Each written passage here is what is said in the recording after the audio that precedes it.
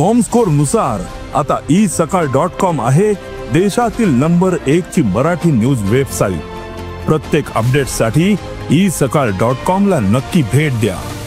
घरचे नोकरकडे 4-4 हजार कोटीची प्रॉपर्टी असते, पण जे स्वतःची बायको आहे त्यांच्यासाठी आज धनंजय मुंडेकडे 2 लाख रुपये सुद्धा नाहीये। जसे की माननीय न्यायाधीश साहेबांनी पहिली बायको म्हणून आणि मला पोटगी जे मेंटेनन्स 2 लाख रुपये मान्य केला होता, ऑर्डर दिली होती, पण माझे नवरे धनंजय मुंडेला 2 लाख रुपये सुद्धा आम्हाला द्यायचे नको आहे।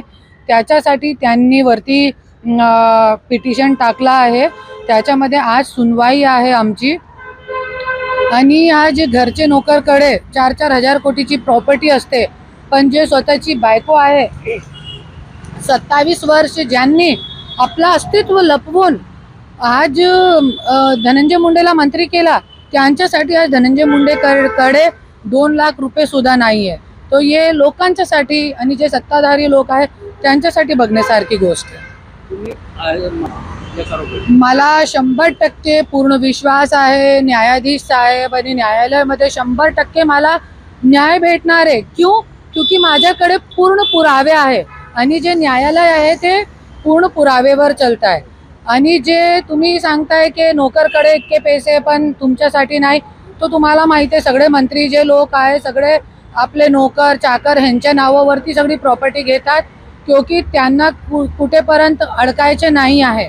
त्याच्यासाठी मी त्यांची बायको आहे, त्याच्यासाठी आज माझ्या नावावरती काय घेतला नाही ना त्यांनी, क्योंकि मी 100% बायको होती त्यांची त्याच्यासाठी। आणि जे नोकर आहे त्यांना तो कोणी फंस गए, वो कुछ भी हो गया तो उसमें कुछ फर्क नहीं पड़ने वाला। सब कुछ भी किया तो उनने किया, जैसे भी आप देख ही रहे सीन। खूप काही महिलांना फसवण्याचा प्रयत्न करताय।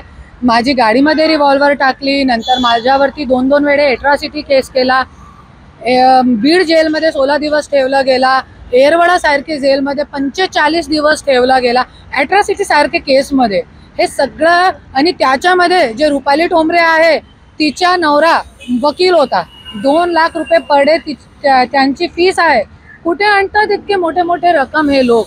हे सगळे हे लोकांच्या चालू असतात तो महिलांना फसवण्याचा। आज मी रात्री यही विचार करत होती की आजचे जे सत्ताधारी लोक आहे इतके खालची पातळीवर जाऊन राजकारण करताय की स्वतःची बायको पासून गोरगरीब महिलांना पण फसवण्याचा प्रयत्न करताय आणि जेलमध्ये टाकताय। आज खूप खालची पातळीवर राजकारण गेलेलं आहे। त्यावेळे पहिल्यांदा मला जेलमध्ये टाकला होता, त्यावेळे मी 6 दिवस अन्न खाल्ला नाही होता, एक कोर सुद्धा खाल्ला नाही होता, भुकी होती। त्यावेळे त्यांनी मला कॉल केला आणि तुला 5 स्टार हॉटेलचा खाना पाठवलेला आहे बिना प्याज लसणचा, तू खा। मी त्यांना शिवीगाळ करून सांगितला होता, तुझा खाना तू भर तेरे उसमें, असा मी सांगितला होता। पण कसं आहे ना, एक तरफ तुम खाने को देते हो, एक तरफ तुम भूखा मारते हो इंसान को, झूठे केस में जेल में डालते हो, असं सगळी गोष्ट आहे। तो त्या माझ्यासोबत बोलत पण होते अर्धा तास। हे सगळं काही राजकारणी लोकांच्या चालू असतात, त्याच्यावरती आपल्याला जास्त काही बोलायचं नाही। महाराष्ट्रातील सर्व बातम्यांचे विश्वासार्ह व्यासपीठ, सकाळच्या सर्व सोशल मीडिया प्लॅटफॉर्मला लाईक, फॉलो आणि सबस्क्राईब करा। तसंच सर्व नोटिफिकेशनसाठी बेल आयकॉन प्रेस करायला विसरू नका।